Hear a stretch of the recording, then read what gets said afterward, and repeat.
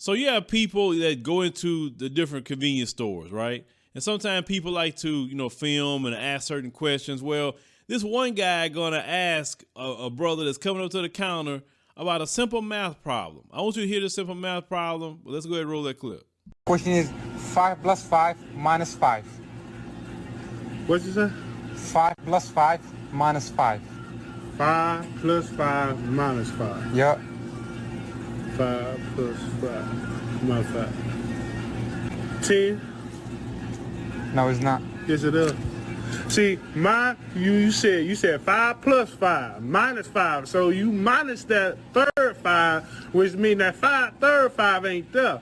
We'll make the other 2 5 just a plus, would then make that $10. You know what I'm saying? Now, I got a kick out of this video. I really did, because brother really think that the answer is 10. I'm like, brother, he said 5 plus 5 minus 5. He's seriously thinking that the minus doesn't apply, I guess, yet, or whatever. Or he thinking maybe it's 15 and then just take off the 5 and you'll get 10. Like simple math problem like that. But this guy here in this video, I laugh so hard because he remind me of a guy in my neighborhood. He really do. And if you'd have told him, no, bruh, it's 5, he would have sat up there and said, no, let me tell you how it's 10. And he'd have been trying to explain everything, trying to sound super smart, talking about, the square root of this, and you need to divide that, and then you need to put it in a fraction, all kind of ways that he gonna try to tell you why he's right and you wrong. I'm like, bruh, all that talking you doing, I'm like, man, you could have just got it right the first time if you knew all this. That's super smart. And they'll argue with you for 30 minutes. I don't know if you know people like that. It could be wrong, and they will argue with you for 30 minutes, an hour, whatever, and to try to get you and convince you of they wrong. Because the brother was just wrong. You know what I'm saying? But you have characters like that in the neighborhoods, and it kind of, make me miss people like that.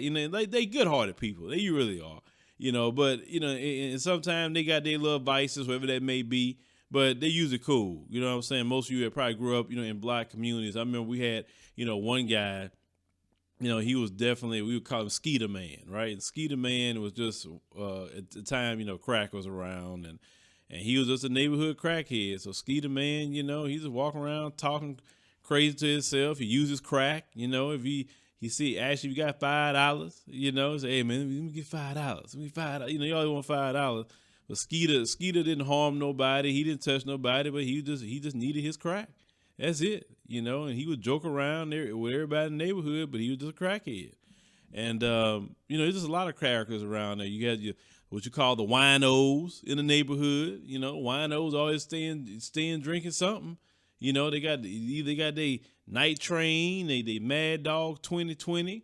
They'll drink a wine cooler. They'll drink a 40. They'll drink whatever. You know what I'm saying? In the neighborhood, you just have all kind of characters out there, for sure. And I know some of you probably can relate to the winos. And every time you seen them, they had that brown bag with them. You know what I'm saying? And boy, they can give you advice for days. They could talk about this, talk about that. Like, why you didn't apply that to your life, brother?